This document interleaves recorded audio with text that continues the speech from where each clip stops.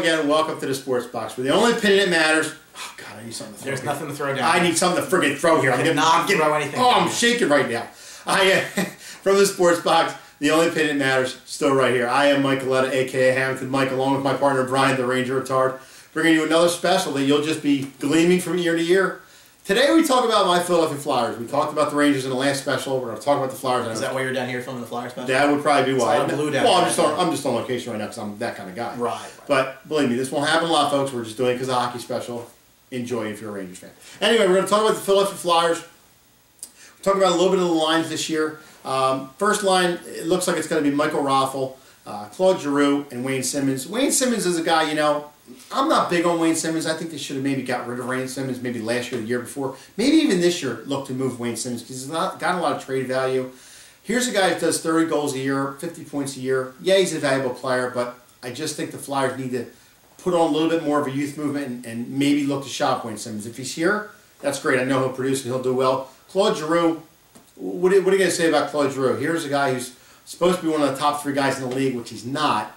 And last year kind of had a down year. It looks like he's on the downside of his career almost. But I still think there's a lot of left in Giroux. I think he'll have a decent season this year. I'm not going to say he's going to light it up and be one of the top 3 on the team, but I think he'll have a good year, enough to get them by. Michael Raffl, I don't want to talk about Michael Raffl. I'm not a big Michael Raffl fan.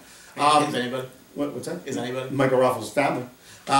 Second line, maybe not. Maybe not. Second line, Travis Konecny. I'm very happy that he made the team. Here's a kid that's, you know, young kid coming up, youth movement in the Flyers. Hakstol, I think, has got him going in the right direction with the youth movement.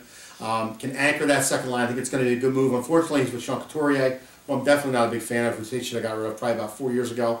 But the Flyers are still waiting for him to play up to his caliber, which I don't know when that's going to be, but that's fine for now. Put him on the second line. And Jakub Voracek, who got that big contract, kind of a shell of himself before that contract. You know, can he rebound? God, I hope so, because he is getting a ton of money from this Flyers organization. A lot of money, too much money in my eyes, and a long-term deal, 8-year deal. I mean, come on, that's a little ridiculous anymore for the contracts. But you know, that line should be okay. I think Konecny can work well with Couturier and Voracek, and I think they'll be fine. Third line, you're talking about Nick Cousins. That's fine. I'm okay with Nick Cousins. Another guy who's just, you know, does his job. Not a big flashy guy, but does his job okay. But Bellemare, I'm not big on Bellemare. Good player, solid player on that third line. And Dale Weiss, thank you. Weiss coming over from Chicago in a free agent move. Another big money guy, $9 million over 4 years, you know, to anchor the third line. I guess the way I'm talking, it doesn't seem like I'm big on the Flyers. You didn't like that signing when they made it. No, and I agreed with you. I thought it was for what the player provides for you. I think the Flyers really needed that. I'm looking for the big splash, and I know the Flyers don't have a lot of money this year. They're still looking to get out from the home run issues where they had a lot of big money, a lot of long-term deals. Next year is going to be, I think, a huge payout for them. They're going to have a ton of money under the cap to do stuff with. So I think next year is going to be the year where they really revamp and reload this roster. The fourth line, you're talking about Chris Van de Vel, who's, you know, an okay player for the fourth line, Boyd Gordon, and Matt Reed. So, you know, Matt Reed is what he is. That's fine. I'm okay with the lines. Defensive pairings, you're talking about Gostisbehere, the Ghost, solid player. I think he's going to have a good year again. But then you get down the rest of the defense for the Flyers, like we talked about in the Rangers special. The defense isn't that high. You know, you got Andrew McDonald took a big step back last year. Ivan Provorov, I didn't say it, Provorov made the team, which I'm happy about that. But again, he's 19. You can't expect the world from this kid. He's going to play well, but I'm happy he's with Mark Streit. That's fine. You know, good player, good veteran player. And we talked about in the Rangers special before, if you remember, that just like Jimmy Vesey, you got to put him with good players to be a seasoned player. So I think that's a good move. Brandon Manning, okay, Brandon Manning's there. Good, okay player. And Nick Schultz I'm not high on as well. So the Flyers, in the way of defensively, they might struggle a little bit this year, but I think they'll be okay on defense. In the way of what they're going to do this year, I don't think this team's ready to make a big splash this year. You're going to ask me predictions. You're going to ask me for this and that. I'll say the Flyers can make it to the 7th or even the 6th spot this year in the playoffs, and I think they can win a round. Other than that, all bets are off. I don't think they make that much of a move after that. I think next year is the year they make the big jump, and I think next year is the year that they could. I don't want to say they're going to contend for the cup, but I think they're really going to make some noise next year. I think Hakstol, again, got them going in the right direction. You checked your temperature lately? Yeah, it's pretty warm right now. All right, so well, let me ask you a couple questions. Ask me a couple. I'll add some color there. So, go ahead. Now, what you didn't really mention so much is their goaltending situation, which is always in flux in Philadelphia. I was getting to that. So. You were getting. I apologize for stealing your thunder, but I'm going to ask you. I'm going to ask you a question about it. So, Steve Mason and Michael Neuvirth in 1A and 1B. Yep. I don't even know if it's. I think it might be 2A and 2B, but anyway, they're coming into last year their deal, so they don't really have anybody signed after this year. There's an upswell with some of the Flyer base that Neuvirth's a better goaltender. I happen to agree with that. I think Neuvirth's just an overall better player, but I think just Mason gets the starts. I mean, if they split time, that's fine. But I'm also a believer if you have 2 goalies, you have no goalies. I've mentioned that quite a bit. Yeah, and you can't go into a regular season flip-flopping goalies. You got to have a solid goalie that you rely on every single night, like the Rangers when they have Lundqvist. You got to go with him all the time. Give him a couple breaks here and there, and that's fine. I'm okay with that. But when you start flip-flopping goalies and running on streaks and stuff like that, that's a recipe for disaster. And you're right. They do have some names coming off the books. The Mark Streits, Michael Del Zotto. So the defense is going to look a little bit different. But you mentioned Ivan Provorov makes the team. Yep. The concern that I would have for Ivan Provorov is I'm going to give you a Flyers name right now with a bit of a Ranger connection. It's Michael Del Zotto. Yep. So Michael Del Zotto was brought up by the Rangers at 19 years old, and he came out of the chute. Oh, he's the next Brian Leetch. Had a couple of great goals, and then just completely flamed out. And that's why I ended up getting him shipped out to Nashville for Kevin Klein, ended up with the Flyers. So the problem with playing 19-year-old defenseman, and I'm taking nothing away from the kid. I think the kid's going to be great. Obviously, when you're taking that much pedigree, you're going to be a good defenseman in the league. Yep. But if you're putting a lot of pressure on him early, which I don't know how much pressure there is on the team to really do anything. I don't think they're a playoff team this year. I think they overachieved last year personally. Oh, I agree. I think there's a couple of other teams, specifically Boston and Montreal, who fell off the rails either due to injury or due to inept play that are going to be better this year. They're going to be in that next set. I don't think they're a playoff team this year, so I'm not sure how much pressure really Provorov has. But even Konecny. I mean, it's fine if you want to play the kids. I don't disagree with that. But that makes signings like Deois even more questionable. Well, you want to talk about Konecny and Provorov. I mean, you like you said, are they going to make a big impact? It's yet to be determined, but you got Gostisbehere who came in and made a big impact. Sure. And Konecny and Provorov, I'm not expecting them to come in and take over where they're in their positions. I'm expecting them to help. From a team last year who struggled near the end of the year, and yeah, they overachieved. They got in the playoffs, but people knew they weren't getting out of the first round. I mean, especially playing the Capitals, you knew that wasn't going to happen. But I think if you see always progression and you see them getting better, that's what you want to see, and that's going to ramp them up to next year when they're going to make the run. Konecny, what can you expect from him? You're going to expect 50 or 60 points from him? Probably not.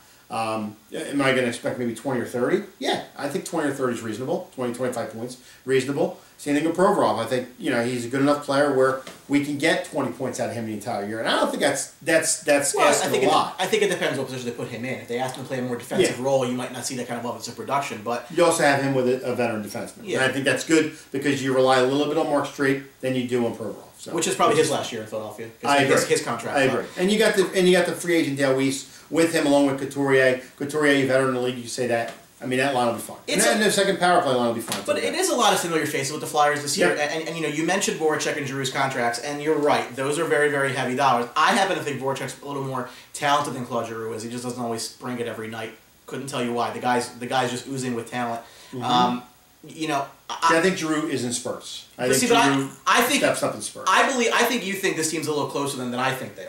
And it's not really a shot against them. They're doing everything right. Right, and they're headed in the right direction. For a team that wanted to rebuild, I think that they've done that in short order here. But now you need this team to kind of gel together and grow together. And again, there is youth on the team. You mentioned Simmonds, you mentioned Couturier, and even Schenn. These guys are still young players. They're not anywhere close to 30, so from that standpoint, it is still a younger team. Again, the defense to me is always going to be a question mark. I don't see a huge lot of talent back there.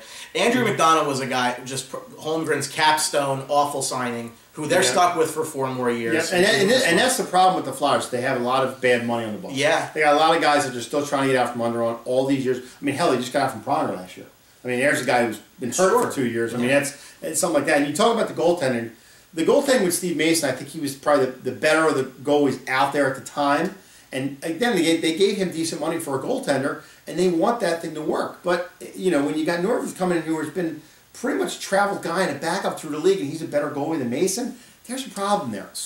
I think both are up next year. I don't think both are here next year. Yeah. Maybe Northern's here as a backup next year.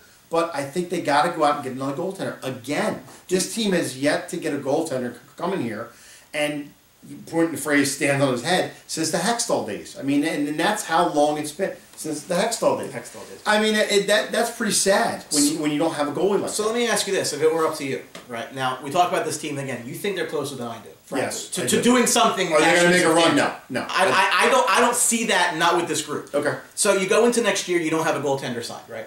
Do you go into free agency and find one, given where you are in the rebuilding process? Mm-hmm. Or do you want to bring up youth again? They just drafted Carter Hart this year with a second-round pick. Yep.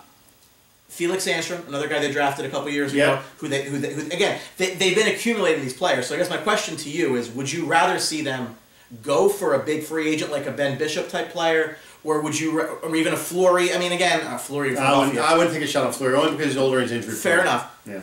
Would you rather see them go with youth, or do you want to see this thing kind of? I mean, again, does a guy like Ben Bishop help the team? Probably, sure. I would love for them to go out and get Ben Bishop for 3 or 4 year deal, and then raise your guys in the minor league to see if they can come up. But this team, with the goalies they've had in minor leagues, haven't had any luck. I mean, Neil Little died down there for years. He was 13 years in the league. That's a reference if there wasn't one. Yeah, you ain't kidding. Yeah, I mean, you got guys. You got guys down there that have stayed down there for years and they haven't brought anybody up. Although we always bring up the story, unfortunately, Pally Lindbergh didn't pass away. They would have never got to Ron Hakstol, which is funny in itself. But I would like to go out and get a goaltender. I like to get Ben Bishop and everything. I think it speeds up the process. And with this team, there's going to be major overhauling next year. I think there's going to be some guys moved around, let go, money shifted around. I think Hakstol goes out and gets some free agents, and this team takes a run next year. I really do. Again, are they going to make a cup run this year? Absolutely I think there's a couple years here before this team really can finally get calls as a contender, especially in the division that they're in. And I say that with the Penguins are a perennial powerhouse. So is Washington. You can say the Rangers might be at the end of their window. I wouldn't necessarily disagree with that because again, Lundqvist is 34, up in age, but the Islanders are still a young team. So they're in a division that.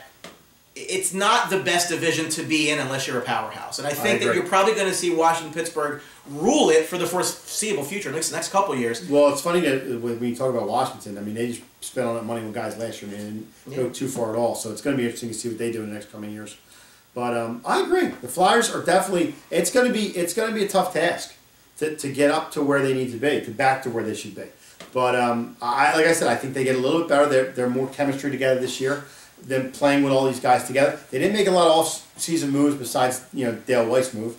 Other than that, I mean they've known each other. They've played with each other a couple of years now. I think it's possible that they're actually.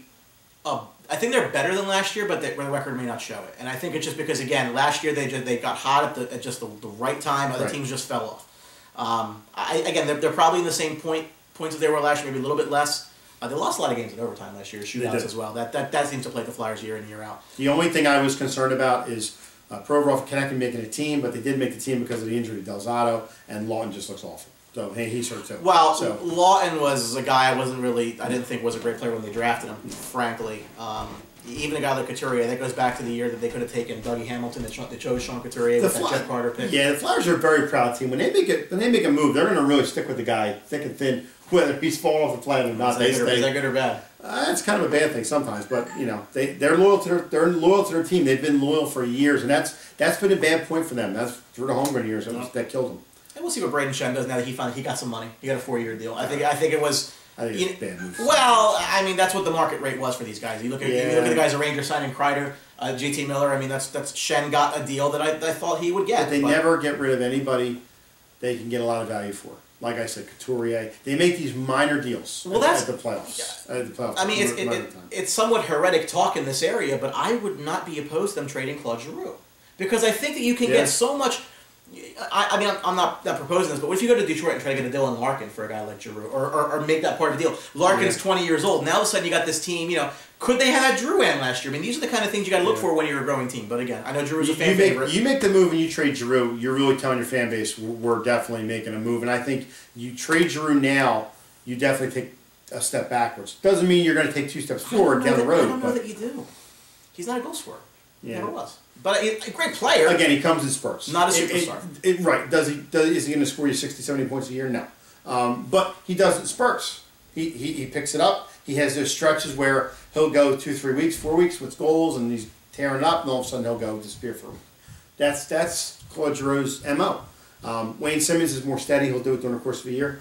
But again, I think you got to get rid of some of these guys. Now Simmonds is a guy that you get a lot of trade for, I feel. You definitely get a lot of trade for him. I just think it's time to try and move on. Hey, look, not comparing sports, but Philadelphia Phillies held on to guys way too long.